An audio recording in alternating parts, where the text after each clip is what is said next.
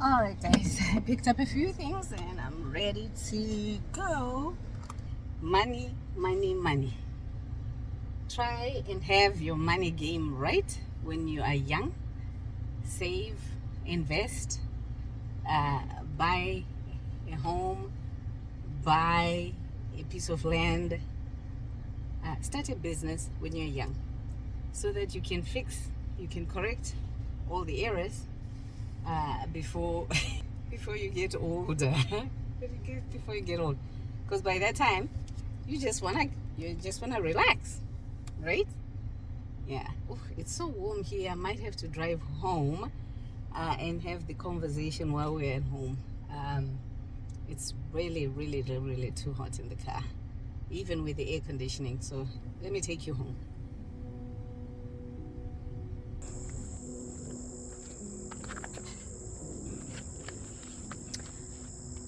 Okay, outside in the shade, surrounded by beautiful, beautiful flowers. In the fall, when you're out here in America, in the Midwest, the colors are just gorgeous. My favorite time of the year, the fall or autumn, and the springtime. So here we are, just the end of summer, and the colors are beginning to show up.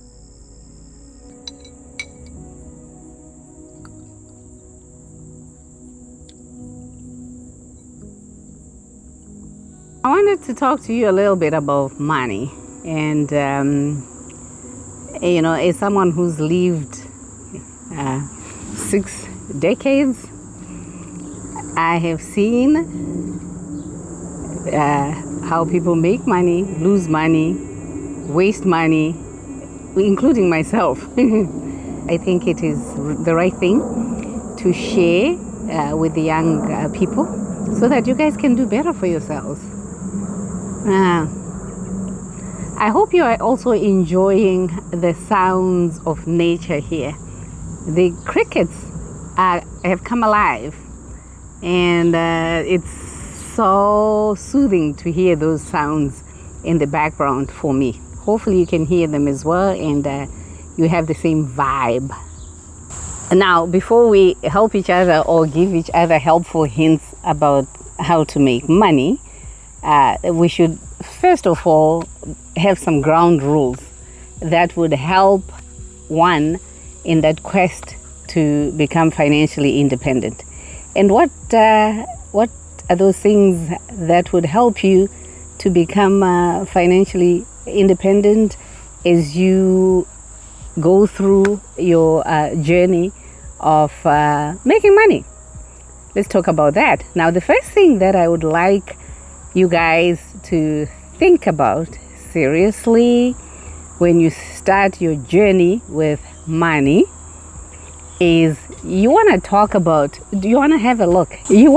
have a closer look at what your experience with money is at the current moment. And I'm talking, do you have any money in the bank? Do you have any money, in savings? Do you owe the banks? That is a mortgage, a car note. Do you own other people? Do you have debts? If you do have those things going, list them, all of them. Don't hide from yourself, because in the end, that is going to come back and bite you. So make a thorough assessment of what your money situation is before you even start saying, I'm going to make some money. Take an inventory. What money do you have in? What money do you have that is going to go out? Once that groundwork is done, what next? Bees and mosquitoes have kicked me away from the little spot that I had made for myself, so I've had to move. I hope you can still see the beautiful plant in the background. I can't with the bites. That's why I'm sitting here on the bench. So having a budget is number one. You need to learn to have a budget. It is so easy to learn about money. There is the internet, YouTube. There's so many people that are talking about money. And while we're talking about, learning about money and teaching about money, I'm not a financial expert. I'm just talking in general as a story of my own life, sharing, so that you can, pick up one or two nuggets from that conversation. So bear in mind, I am not a financial expert. So having said that, it's a good thing to find different sources where you can learn about money, read books about money, look at other people's YouTube videos that talk about money, and see what ways they have used to be able to accumulate their wealth. And take some of those strategies and use them as well. If you are now working and your company, your employer has a pension, some form of pension plan, please join it as soon as you can.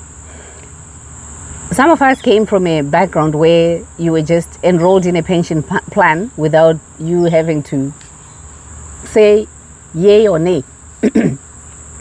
Those days are gone, and when you come to America, it is definitely something that you have to take care of for yourself. You have to enroll.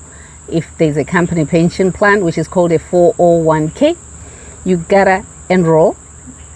Usually it's around this fall time, October, November, where they come around and give you the enrollment information. Jump onto that, enroll on those kinds of pension plans. It helps you you have something that you're putting aside without really thinking about it. Of course, you have to decide on the percentage. Use that vehicle. It helps for you to start and then learn, keep learning. Find out what the 401k is before you enroll. How do you participate in it? What are the benefits? What are the drawbacks? And have that as one of your investment vehicles, right? I'm not saying it's one and only, it's one of. So I would say, as beginners, while you're learning, while you're on this journey, it's one of the easiest ways to start. At least for me it was. Once you have that and you're learning, there's so many other avenues to make money, to invest. It's a word that was never used in my life as a young person. I didn't have any people that knew what investment was or how to invest. So how do you invest? Through buying homes, get into the real estate market, get into the stock market. Now there is cryptocurrency, Bitcoin, the blockchain. For you young people, I need you to teach me as well. That is something that is entirely new to me and most of us, but it's also another investment vehicle. Before you embark on some of these investments, which are not guaranteed and they can be risky as well, learn, teach yourself, find out how other people have done it, and get into those kinds of investments. Just keeping your money in a savings account, which is has a 1%, if at all, interest.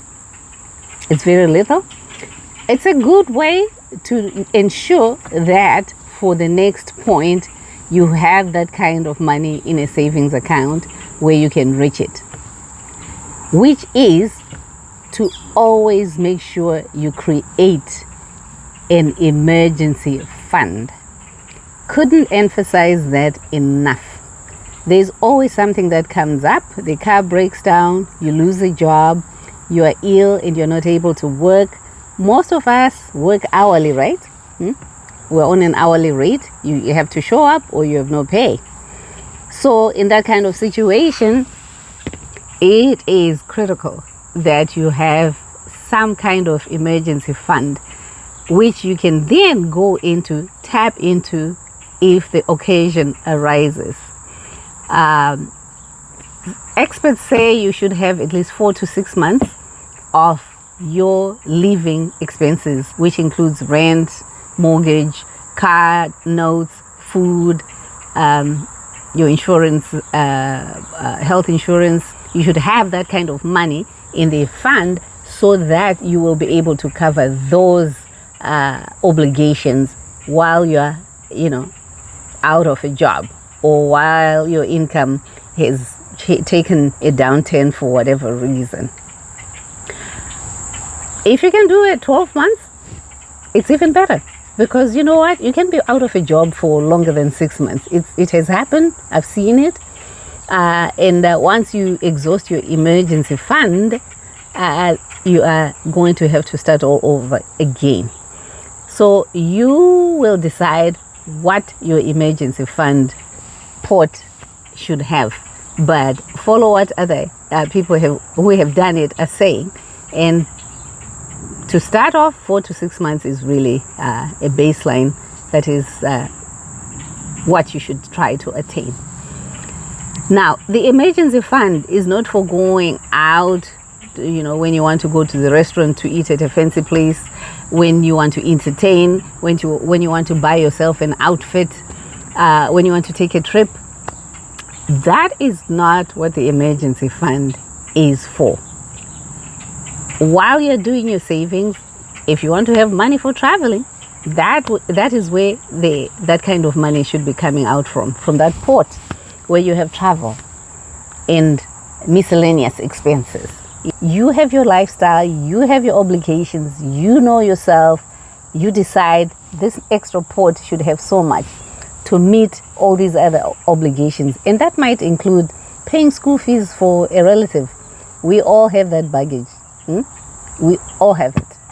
So it is a good idea to have a provision to be able to take care of that. While we are at this, I think maybe right at the very top is for you to be able to have set some goals. It is critical that you are able to say, here are my goals or my plan, and I'm going to do A, B, C, or I'm planning to have this and this and this happen. You have a time frame for doing it. It's quite specific. It's clear. It's doable. The acronym SMART. The basic principle is you need to have set up some goals. For some of us that have left the continent and gone to UK, Europe, Australia, wherever, it was hard to set up any goal. No income, future looking bleak, no way of you ever thinking you'd be able to have a reserve. So how do you set those goals? Now that you are in a place where you are earning an income and you are able to put aside some money for some future projects, make a plan, set some goals. And goals and plans can and should always be revised depending on what is happening in your life. It's not set in stone, but it gives you a roadmap to how you are taking care of your money. Instead of just winging it. Winging it is not going to work, guys. It's not going to work. When we're talking of investing, do not put all your eggs in one basket. Diversify your portfolio. Have some real estate. Have some stocks and bonds. Have some crypto, if you're good at it. Bitcoin. Get into all those different investment avenues so that your portfolio is diversified. You minimize the damage of loss if it happens, because it's not guaranteed, right? But when you are kind of spread out, then you are buffering yourself so that you are not hit hard when something goes wrong. Always do that. It's nice to have a home. Your home is an investment, yes, but if you're going to broaden your portfolio, have maybe a rental property where you are earning making some money out of it. It's so many ways. I really am not an expert. I'm just sharing, giving you ideas for you to think of. Now that the money is coming, ching ching, while you are working on getting yourself to financial freedom. Patience, patience, patience. If you are impatient, if you are someone who wants to get rich quick, if you are someone who thinks wealth is created overnight, then you might be in a little bit of trouble, because then you are going to jump into some schemes, some investments that are really risky, and risky in the sense that they are too good to be true. When you do that, then you run the risk of losing everything that you've put aside in terms of investment. And it's a big problem. And by the way, another rule of thumb is whatever you invest is money that you are or have some kind of comfort in losing it. You cannot use your rent money to invest. You cannot use the money that you need for food to invest. It's not an investment. You're going to have to dig it out in order for you to feed the children or to feed yourself. So the money that you're putting into all these projects should be money that you are willing to take a risk with. That is something that you need to understand right off the bat. So once you have set those goals and you're now having a budget and you are putting something towards a pension, a 401k, or whatever name that kind of investment has, depending on where you are in this world, then you are on your way to creating financial freedom in your sunset years. Don't wait until you are almost going to retire to start planning about retirement. The plan has to be right as soon as you get a job. We're talking here, we're not talking being a business person, right? That's a conversation for another day. I'm talking about people who have an employer, who are working for somebody, and have a paycheck coming through. Right now, this is a focus on you who's gone out there for greener pastures.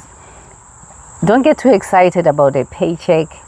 Calm down, take a glass of water, look at the money, look at it, just look at it, and enjoy seeing the pounds and the dollars.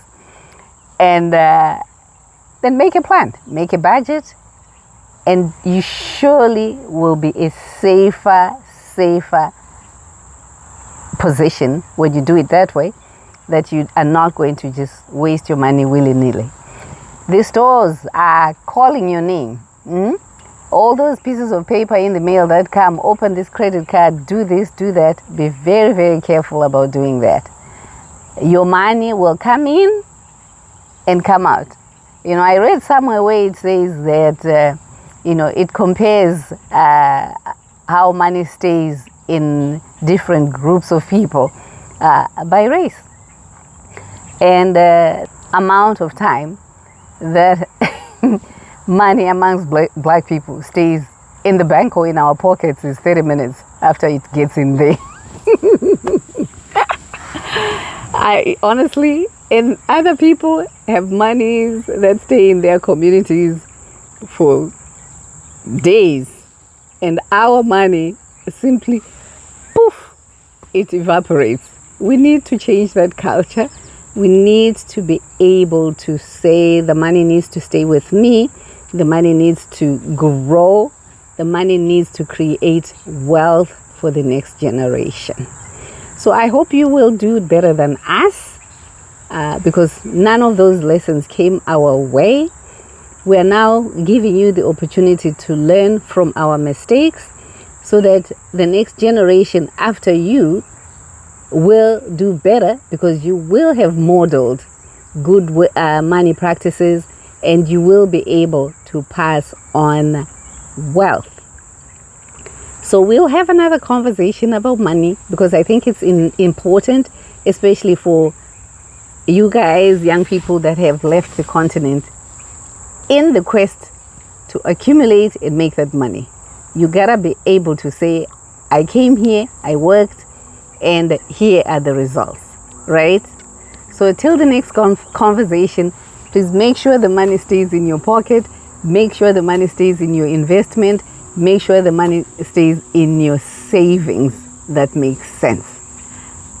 And we'll see you on the next video. Bye for now.